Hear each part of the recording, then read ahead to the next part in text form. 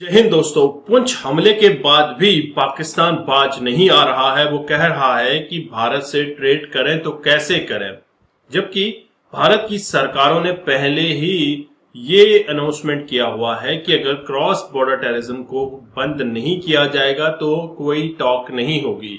फिर भी Pakistan cross border terrorism को बढ़ावा देता दिख रहा है और भारत से ट्रेड करने को लेकर पाकिस्तानी अवाम भी यहाँ पे डिस्कस कर रही है। तो इसी तरह का ये रिएक्शन वीडियो है, आप इसे एंड तक जरूर देखिएगा। चैनल पर नए हैं, चैनल को सब्सक्राइब करना मत भूलिएगा। अब तो ये नया इंडिया है, हम तो घर में घुस के मारेंगे। इनको भी पता है कि हम गलत हैं, ठीक है, इनको भी पता है, लेकिन बात पता क्या है, इनके दिमाग में ना ये पटवारी वाली जो सोच है। इस वक्त पाकिस्तान को इंडिया के साथ ट्रेड टॉक करनी चाहिए। यही गुजारिश है कि वो चांद पे ना जाएं, वो जमीन पे ही रहें। इंडिया का मुकाबला तो ना कर सकते हैं वो, और ना उनको ज़रूरत है करने की। अगर कुछ करना है तो कोई गरीबों के लिए करें। ये सारे लोग इधर हम काम करते हैं, धक्के खा रहे हैं। कि ये सीधी खुल्लम खुल्ला वायलेशन है कि एक मुल्क का जो वजीर आजम है वो दूसरे मुल्क को कह रहा है कि हाँ हम आपके मुल्क में घुसेंगे, मारेंगे। ये जो कश्मीर के हवाले से बात जब भी इनसे की जाती है, कश्मीर के बारे में कहते हैं कश्मीर हमारा अटूट अंग है।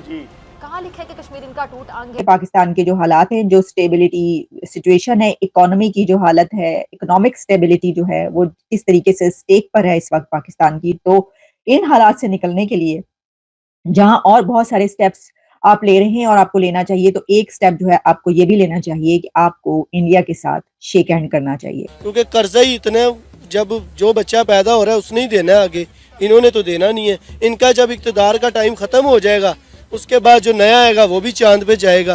ये सारी जिंदगी इन्होंने चांद पे जाना। आपने भाईजान एड ही ढूंढनी है, वही आपने लेने जाना है। और अभी आप शुक्र करें कोई अगर दुनिया में आपको एड दे दे।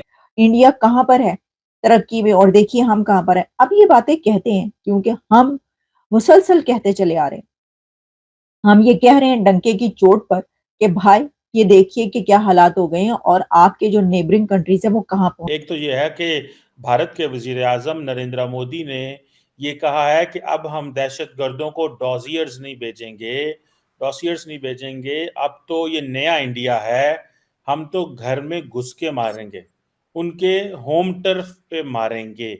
ये वजीर आजम नरेंद्र मोदी की एक स्टेटमेंट है जिसको पाकिस्तानी समझ रहे हैं कि ये सीधी खुल्लम खुल्ला वायलेशन है कि एक मुल्क का जो वजीर आजम है वो दूसरे मुल्क को कह रहा है कि हाँ हम आपके मुल्क में घुसेंगे, मारेंगे, इन कानून की खिलाफ वर्जी की बात कर रहा है, तो वायलेंस की तरफ लेके जा रहा है।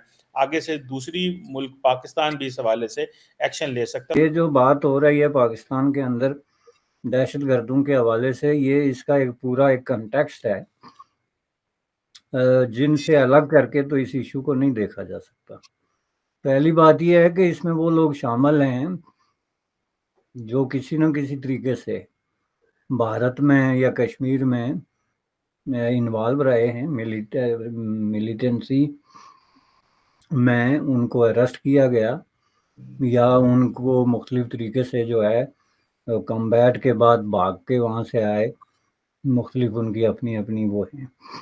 तो उसके बाद वो आके तो पाकिस्तान में जो है एक तरह की जो रिहेबिलिटेशन है उसके तहत उनकी रीसेटलमेंट हो गई। कोई किसी मस्जिद का मौलवी बन गया, कोई किसी खैराती इदारे का सरबराह बन गया, कोई किसी ऑर्गेनाइजेशन का सदर बन गया। तो इस तरीके से भारत ने ये कहा कि भाई ये जो दहशतगर्द जिन्होंने हमारे खिलाफ कार्रवाइयाँ की, हम पे हमले किए और हमारे खिलाफ जो है इन्फिल्ट्रेशन से लेके टेररिज्म तक पूरा एक्टिव रोल प्ले किया, इनको पाकिस्तान में शेल्टर दिया जा रहा है। क्योंकि ये एक शेल्टर की शक्ल है कि जब आप उनको इस तरीके से मुख्तलिफ ओहदों पे फायज होने का मौका दें, जबकि ऐसे लोग जो होते हैं वो एक कांस्टेंट वॉच में होते हैं एजेंसीज और पुलिस की, उनकी हाजिरी के जो है वो स्केड्यूल्स होते हैं, ये सारी चीज़ें। तो इसका मतलब है ये शेल्टरिंग हो रही है, बेसिकली फैसिलिटेशन हो रही है। भारत अगर कहे कि नो मोर दोषिए या दासिए या ये जो आप कहते हैं ये अवाम की आसानी के लिए ये फाइल को कहते हैं, दोषी ये फ्रेंच लफ्ज़ है, इसका मतलब होता है एक फाइल, एक पूरा प्रोफाइल एक आदमी का बनाया जाता है। और वो पहले ये होता था कि इस तरह के प्रोफाइल बना के, फाइलें बना के तो यूनाइटेड नेशन में या दूसरे इंटरनेशनल फोरम्स पे सबमिट की जाती थी, इंडिया की तरफ से भी और पाकिस्तान की तरफ से भी, कि जी ये हमारे हाँ इन्फिल्ट्रेशन हो गई या दहशतगर्दी हो गई और इसके पीछे किस किस का हाथ है। तो उन्होंने अब उस तजर्बे की रोशनी में कहा कि ये तजर्बा चूंकि कामयाब है तो इसलिए हमें ये फाइलों के चक्कर में पड़ने की जरूरत नहीं है कि हम कागजी कार्रवाइयाँ करें, इसके बजाय हम डायरेक्टली हिट करेंगे बंदे को वहीं पे जहाँ पे वो हमारे खिलाफ किसी तरह की किसी सरगर्मी करने के बाद छुपा हुआ है या तैयारी कर रहा है। क्या समझते हैं कि जो भाई ने बात की है कि भाई हमेशा की तरह ऐसा ना हो कि फिर से एड लेने जाएं, आपको क्या लगता है ट्रेड के लिए गए हैं या एड के लिए गए हैं? देखिए मैं ये समझता हूँ कि हमारे मुल्क का मसला जो है ना या मसाइल जो है वो तब हल होंगे जब हमें मसले की जड़ का पता होगा। अच्छा, क्या मसला है क्या? अगर हम लोग अपने आप को ये समझेंगे कि हम एक तरक्की याफ्ता मुल्क के रुकन हैं और तरक्की याफ्ता मुल्क के शहरी हैं तो फिर मेरे ख्याल में हम हकीकत में नहीं जी रहे। हमें हकीकत में जीना चाहिए। हमारा जीडीपी रेट जो है, हमारे यहाँ जो मईशत के जो हाल है, इन्फ्लेशन रेट है, फाइबर का जो रेट है, उसके मुताबिक आपने भाईजान एड ही ढूंढनी है, वही आपने लेने जाना है। और अभी आप शुक्र करें कोई अगर दुनिया में आपको एड दे दे। नहीं, यहाँ पे मैं ये कहना चाहूंगा, आप ये भी तो कह सकते हैं कि भाई दुनिया में कोई आपके साथ ट्रेड कर ले, यानी ट्रेड वाला कंसेप्ट खत्म कर चुके हैं आप। नहीं, ट्रेड भी जो हमारे नए वज़ीरे खजाना साहब हैं और IMF के जो नए मामलात हैं और IMF पाकिस्तान की जो मईशत है उसको एक अच्छी डिगर पर लाने की कोशिश कर रहे हैं वो। अच्छा, तो ट्रेड तो अपने तौर पर चलेगी। IMF की जिम्मेदारी है कि पाकिस्तान को बेहतरी की तरफ लेकर जाए या पाकिस्तानियों की जिम्मेदारी है? जिम्मेदारी पाकिस्तानियों की है, लेकिन IMF जो है आपको कर्ज उस सूरत में देगा जब आप पॉलिसीज जो हैं अवाम दोस्त बनाएंगे, अशराफिया के ऊपर टैक्स लगाएंगे, डायरेक्ट टैक्सेशन करेंगे। ये IMF की डिफरेंट शराइत हैं और IMF की शराइत के मुताबिक अगर ये मुल्क को चलाना शुरू करेंगे तो आपका मामला काफ़ी बेहतर हो जाएंगे। लेकिन मैं एक और चीज़ आपको दोस्तों से कहना चाहता हूँ, देखिए पाकिस्तान पर अब एक रहमत के साए मुझे लगता आना शुरू हो गए हैं। अच्छा, कि एक इजराइल का दुश्मन और वो ईरान, वो पाकिस्तान के दौरे पे छोटा भाई शहबाज शरीफ उसको मिल रहा है, बड़ा भाई जो है वो अमेरिका के दुश्मन चीन के दौरे पे है। अच्छा, और वहाँ पे दोस्ती की पिंगे भर रही हैं और ट्रेड की बात हो रही है और दोनों मुल्कों के दरमियान जो है ना वो। नहीं, मैं भी थोड़ा हैरान हुआ हूँ। ठीक है, अच्छा नहीं, इनसे एक बात ये मैं जरूर पूछूंगा। अच्छा, अच्छी बात है जैसे आपने बताया कि भाई पाकिस्तान में कोई बेहतरी आने लगी है, क्योंकि एक छोटा भाई जो प्राइम मिनिस्टर शहबाज शरीफ है वो ईरान के साथ डील कर रहा है और दूसरा चाइना के साथ डील कर रहा है। क्या वजह है ईरान से डील करके भी हम ऑयल क्यों नहीं ले, तेल क्यों नहीं ईरान से ले सकते, और चाइना के साथ गैस क्यों नहीं ले सकते, और चाइना के साथ डील करके हम CPEC के ऊपर उस तरीके से वर्क क्यों नहीं कर पा रहे जैसे तेजी से करना चाहिए? तो दोस्तों आपने ये वीडियो देखी और आपको आइडिया लग गया होगा कि पाकिस्तान की हालत बहुत ही अजीब तरह की हो चुकी है। पाकिस्तान के अंदर जो बिजनेसमैन बैठे हुए हैं वो अपनी सरकार से कह रहे हैं कि भैया भारत के साथ शेक हैंड करो, भारत से दोस्ती करो, भारत से ट्रेड खुलवाओ ताकि इसका फायदा पाकिस्तान की आम जनता को मिल सके। लेकिन पाकिस्तान की सियासत के कान में जूं तक नहीं रेंग रही है।